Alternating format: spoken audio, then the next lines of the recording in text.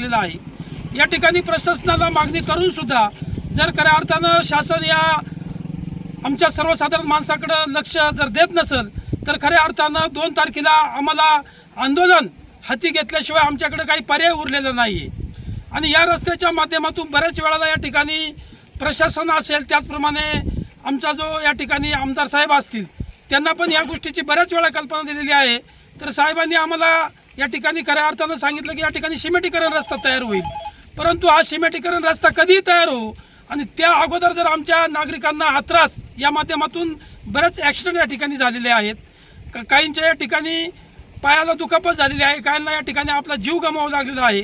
आणि खऱ्या अर्थाने जर थांबवायचं असेल तर मी या सर्व आमच्या कुरकोडी ग्रामस्थ असतील, त्याचप्रमाणे या ठिकाणी आमच्या सर्व पठार भागातील सर्व कार्यकर्ते असतील, या सर्व कार्यकर्त्यांच्या माध्यमातून या ठिकाणी ग्रामस्थांच्या माध्यमातून या प्रशासन असेल, PWD खातं असेल, या खात्याला या ठिकाणी आवाहन करतो, जर तुम्ही जर आमचं या रस्त्याचं काम केलं नाही तर आम्हाला या ठिकाणी दुसरा आमच्या हातामध्ये पर्याय नाही।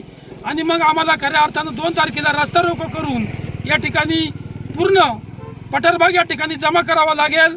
आणि हा उद्रेक या ठिकाणी जर व्हावा असं आपल्याला वाटत नसेल तर मी या आपल्या सर्वांच्या माध्यमातून या ठिकाणी मीडियाच्या माध्यमातून प्रशासनाला विनंती करतो की आमच्या मागणीचा जो संदर्भ आहे त्या संदर्भावरती आपण लवकरात लवकर कार्यवाही करावी अशी या ठिकाणी आपल्याला विनंती करतो आणि या ठिकाणी थांबतो।